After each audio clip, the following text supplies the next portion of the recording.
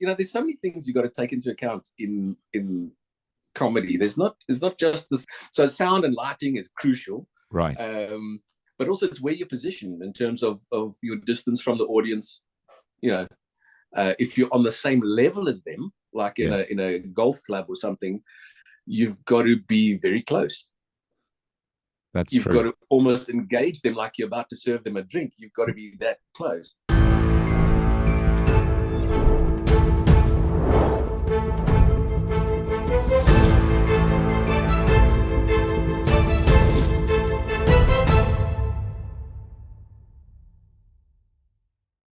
It's off to the UK we go. We catch up with South African comedy legend Kev Perkins, who's not just a comedy legend, but a hell of a good mate as well. Kev, it's really good to catch up with you. We were chatting about those gigs where everything goes super well, and then the ones that don't go well. And you were talking about the ICC gig where the sound didn't work, but luckily you somehow managed to pull it off at the Playhouse later on. When you're on stage, I can only imagine how terrifying it must be to go on stage and have no one respond. That's the first thing I want to talk to you about. I mean, you really do put yourself out there as a stand-up comedian, because it's very much when you buy tickets to go to a comedy show, it's like, make me laugh, monkey boy. Come on, tell me a joke. So it's a bit of pressure, right? Yeah, absolutely. It's a lot of pressure. And it depends on how many gigs you're getting. And you need to be writing all the time. And we were just looking the other day, there's 2 boxes of just notebooks. Wow. I was a very prolific writer. Right. But that's just half of it. You've got to have the confidence to take that on stage. Now, when you are an amateur and you're not getting paid and everything, you go to a place like Cool Runnings and you test out your new material on a weekly basis, blah, blah, blah, and you see how it goes. But when you're a paid professional, now you've got to just test it live. Yeah. And you have no idea if anything's going to work. And the pressure is on you, though, because that's your bread and butter. That's your job, I mean, and in radio, there's a saying that you're only as good as your last show. And I would imagine, in stand-up comedy, it's pretty much the same.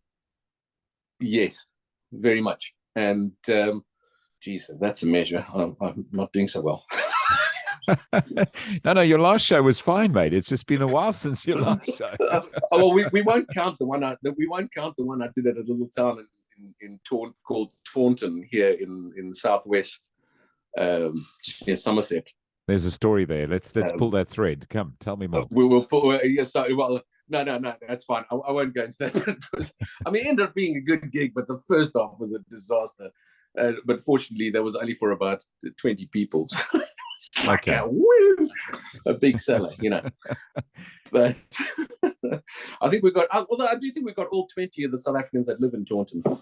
And they didn't laugh at your jokes. They can't be South Africans. They're faking.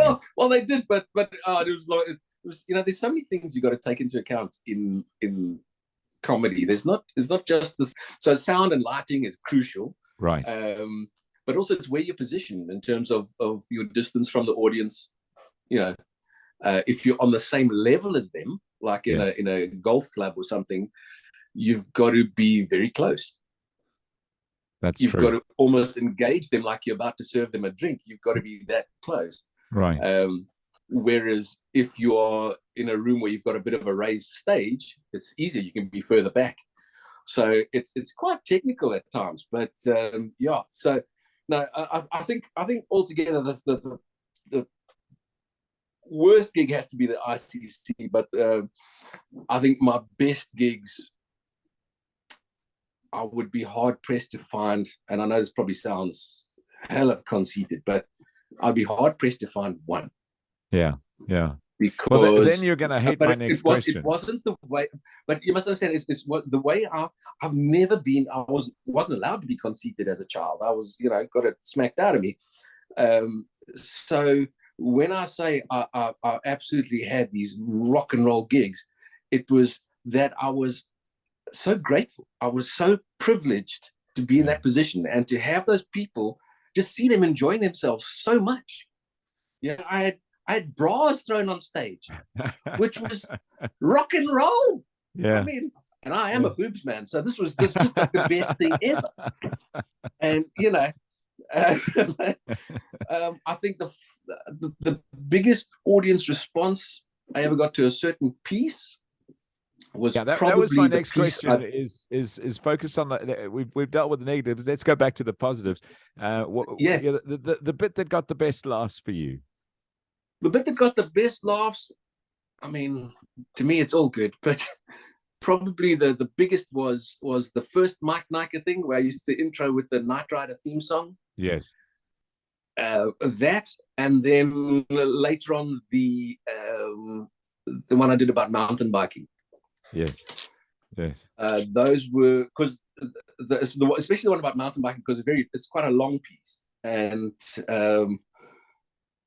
there were so many sort of and I literally just told a true story.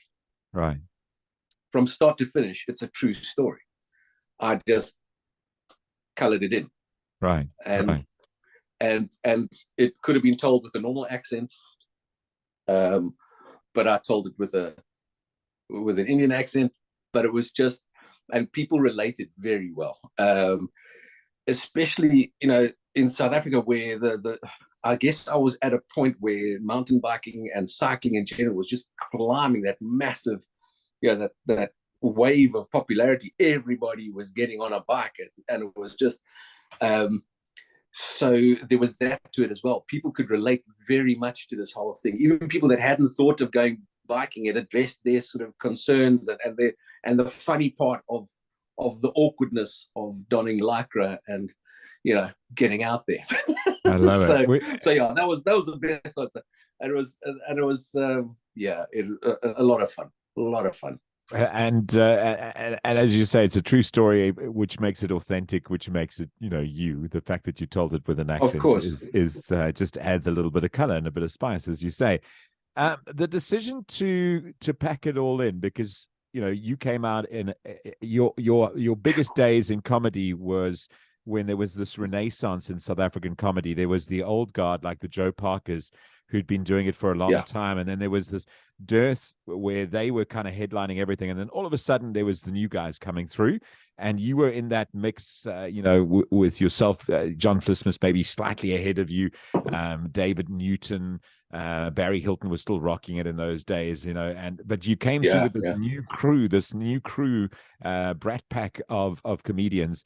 And then you decided, which for a lot of us, we were all very surprised when you decided that, okay, we're moving to the UK, because you pretty much were giving up this massive career that you had in South Africa. What preempted that move to the UK with the family? Oh, look, it's quite a negative thing, so I'll try and keep it quite brief. But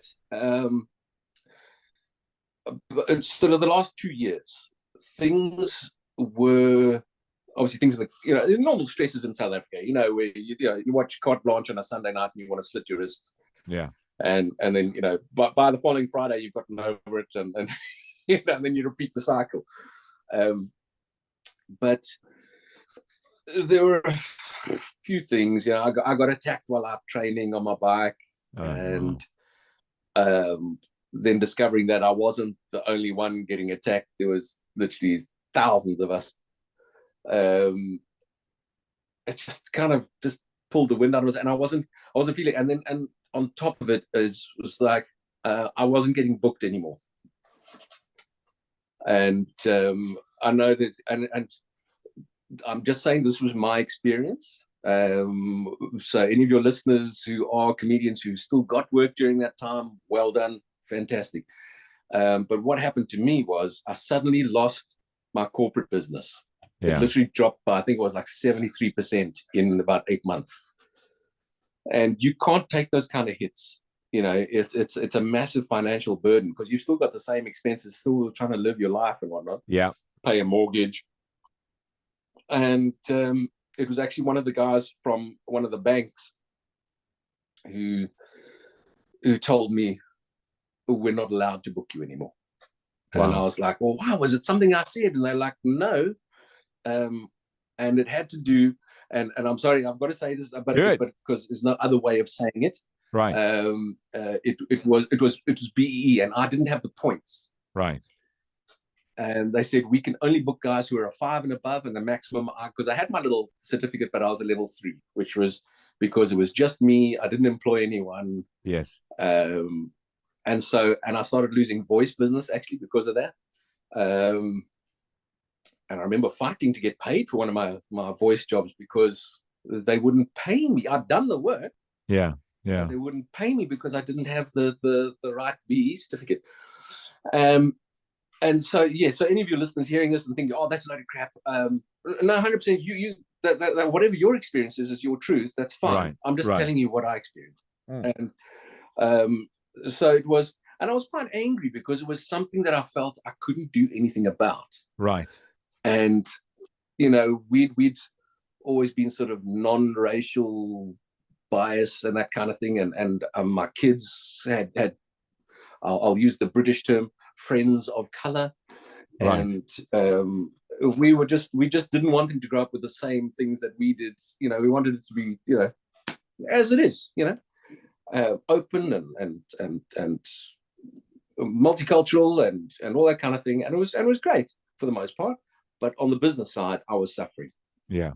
Yeah. And I suppose I could have handled it better, but I was just angry because there was nothing I could do. And then I got attacked on my mountain bike, and that was like the sort of, it was just like a bunch of things going wrong now.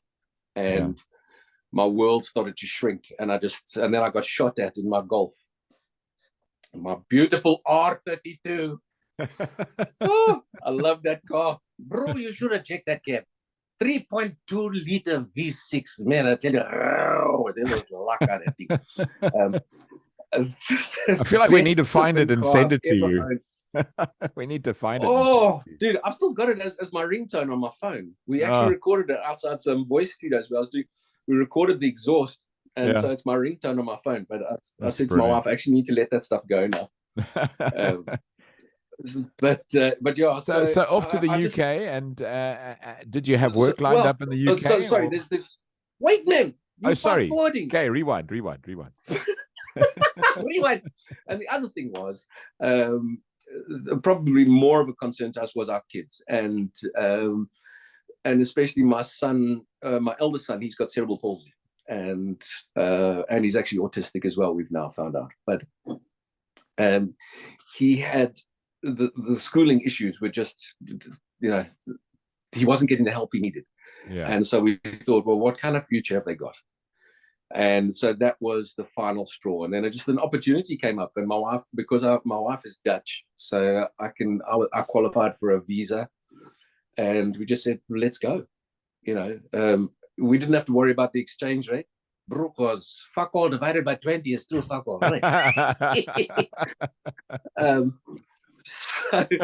So even though it was a very low point to leave, it was probably the best way to go, because we lost nothing in terms of, we'd already lost it. You know? Right. So it was a start over. It was a start over experience. It was a complete start over, and so we came over.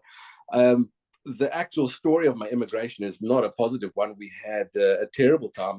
I was offered a job by an old university friend, and that job included accommodation.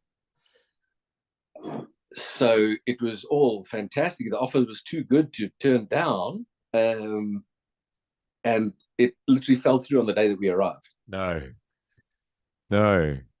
Yeah.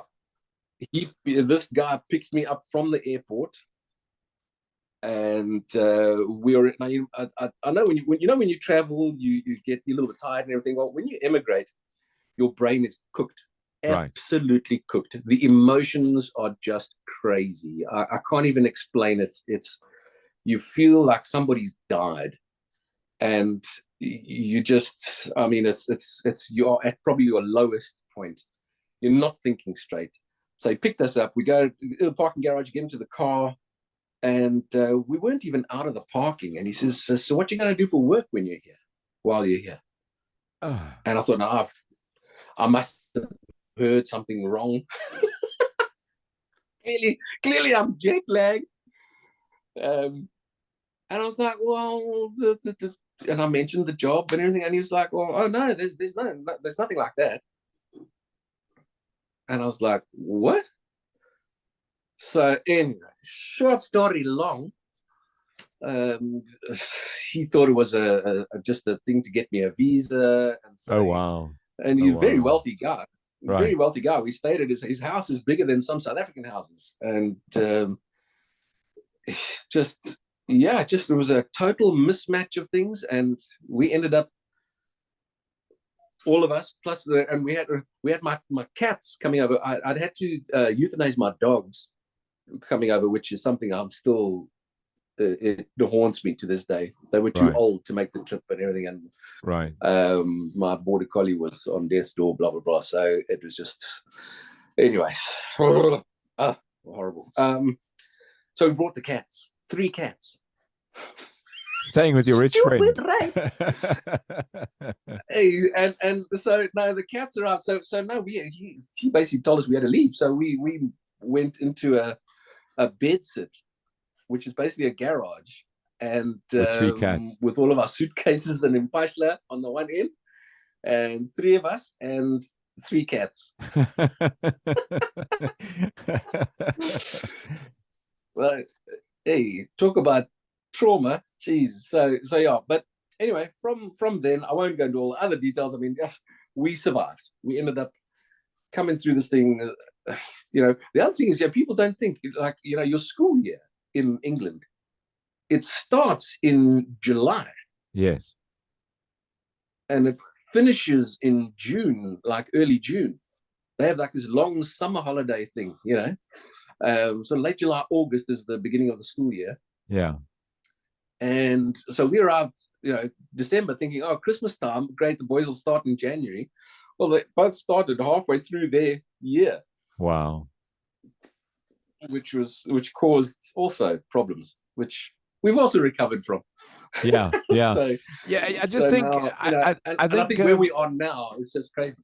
I think of that decision to, obviously say there were issues, you wanted to do something else. But I remember at the time, I think you guys had either built your dream home or bought this really amazing Yes. home. Because I remember chatting to your wife, and she was saying you were so excited about the new house. And it wasn't long after that, maybe 3-4 years after that you were selling up and leaving. Talk about emotional turmoil. What are you doing with yourself now? You mentioned to me on the phone the other day that work is going quite well, and your wife is happy, and kids are doing well. I think your youngest is studying cinematography and the like. Yeah, it's actually just amazing. Life has come full circle. We are doing well. So my wife and I are in good jobs. Nice company that looks after the staff, which is quite, it's rare for any company, I think. Yeah, it's been really good. And okay, we're still renting. We haven't been able to buy a place yet, but that's going to come. And yeah, so we just live a really a simple life, because we're not extravagant or anything, but it is moving here was the best thing we ever did, right? Without a doubt. It was terrible, and at the time, when all the wheels fell off, you couldn't have told me then that it was a good idea. Right. But the thing is, I think it goes to character. My wife and I, we persevere. We stick things through. We stick it through, and we stay with things, and we commit, and it's really worked in our favor, because I tell you what, life is good now, man. And I say it's not for everybody. The other thing you face when you immigrate is a lot of judgment. Yeah. And I've even been called a traitor in both languages, English and Afrikaans. I don't know what the Afrikaans word for traitor is. I'm searching my mind here. Is it verraaier or something like that? Verraaier. Yeah, there we go. Oh, I was right. What do you know? Yeah. And, they post nasty things about you on social media and whatnot. And so I stopped using social media. Yeah. So to this day, I'm actually quite bad on social media. And it was just, it's a bit of, there's a whole lot of mental trauma that you go through. It's definitely it's very similar to a loss, a death. Right. and Right. you have to mourn and you have to recover, you know, and then you have to look to the future, and that's what we did. Especially And in your yeah, situation, now Kev, when you were riding such a high for so many years, you know, with the exactly. comedy, I can only imagine that must have been extremely traumatic. But as you say, as the family, you've done well. The kids have thrived and progressed, and I know your youngest, you said, was studying cinematography, which is fantastic. Your oldest Yep. is doing well, and now with the diagnosis of autism, you're better able to manage his situation and help him progress. Yes. Your wife is doing well. I want to wrap this whole, because like I said at the start, it's full circle, because it's a young guy going to school, going to varsity, ending up in a job you didn't like, finding a talent, using that talent, really getting to the top of that industry. Everything starts to sort of shift sideways, moving to a new country, going back into the work environment, working for a boss. Is there another part of the circle that's going to come back with some onstage? Yes. Because I feel like there should be. Yes. Most definitely. And it's only now, I promise you, it's only now that I've actually got the confidence to do it again. Because that move, that whole immigration, what it did for my self-confidence in every way, in everything, was terrible. I just shrunk into myself. It was awful. But now the confidence is back. I'm writing material now. I'm actually writing both material and content for a book. So I want to feed the creative space, Right. but from a relaxed perspective where it's not my bread and butter. Yes. I can just relax. I don't want to. I don't think it would be. I don't think it would suit me right now to be, you know, a professional comedian traveling off different venues every night, 2-3 venues a night like they do here in this country. With, you know, guys who like a third of my age. So it's, for me, I'll do shows. I'll do far fewer shows, but they'll be for fun. They'll be for just the joy of comedy, which is really, it is my first love. Comedy has always been my first love, to watch people have a good time and enjoy themselves and throw their head back and laugh because of something you said. Right. Is just the most amazing rush for me. And if I can do that and bring a little bit of joy to people, I will never, ever, ever chase money ever again. Right. You learn these lessons. You have to lose it all first, and which is not advisable. If you haven't done it, don't try it. It's What? losing everything financially and emotionally, and you start from zero, and so you've got nothing to lose. But it does change your perspective, and you become wiser, and you become I think I'm more compassionate. I mean, I was never a selfish person, but I think I'm even more compassionate now, where I really take time to sort of understand people's situations and things. And so my comedy is going to come from a good place. And it's the show at the moment is loosely titled The Immigrant, but I'm going to, obviously it might change by the time I've finished all the bits. Right. But it's just because when you look back, there's this funny stuff that happens as a comedian, as an immigrant, that is yes, funny now, but at the time, 3 cats. I mean, you know, there's something there. yeah, you must start working on a building site in the rain. It's awesome. And you know, with guys who don't speak English.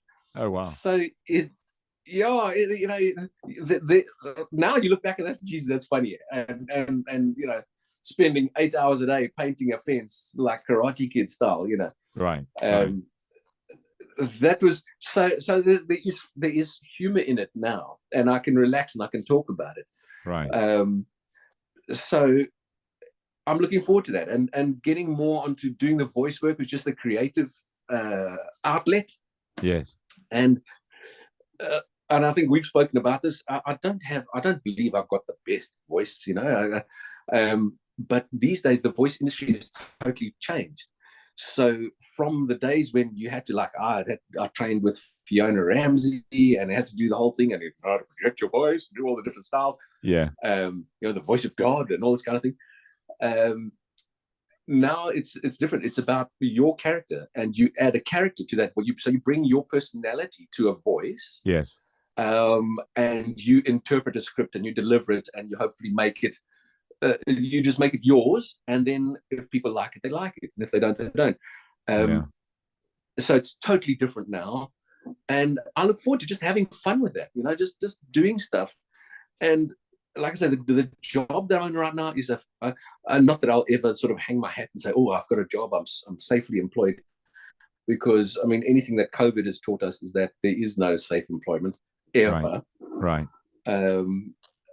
But unfortunately, I was lucky. I stayed employed right through the crisis, so I was very fortunate. But a lot of people lost their shirts during that crisis. Yes. Yes. So it does just highlight the fact that the only constant is change. The things are, your life can change in a heartbeat, pal, and you just got to be ready to roll with the punches. Right. So I'm enjoying my job now. It's all great, and then I can just do the comedy as a fun thing and just bring the fun back into it. Man, I can't hardly wait. I absolutely love, this chat has gone completely differently to what I thought it was going to be. It's a redemptive story. It's an inspirational redemptive story where the high highs and then the struggles and then the rebuilding to what I believe will be high highs again. They already are, as far as home and family are concerned, but I certainly think there's going to be a return to stage for you, and I hope that I get an invitation to that first show back on stage. Oh, without a doubt. Just have to apply for a UK visa, which is a very hard thing to do for a South African, but I will do my best, and I'll come through, and I'll sit in the front row, and you can pick on me if you like. That's quite all right. Well, you can always stay at my place, but we'll go together. It's fine. No. Listen, after your mate said, "Sure, come over, I'll give you a job," I'm not sure your offer of staying at your place probably fetch me from the airport and say, "So where are you staying?"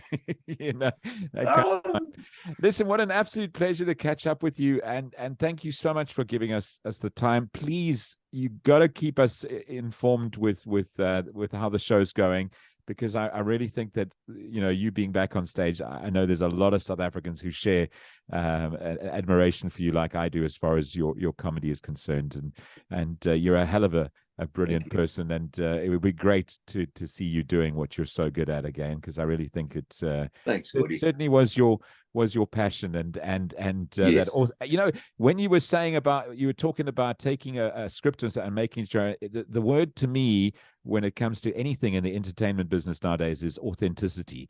You can't there's nothing new in entertainment. Everything's been done, but nobody's done it the way you do it, and I think that shines through. And if there ever was a person on stage who is authentic, it certainly is you.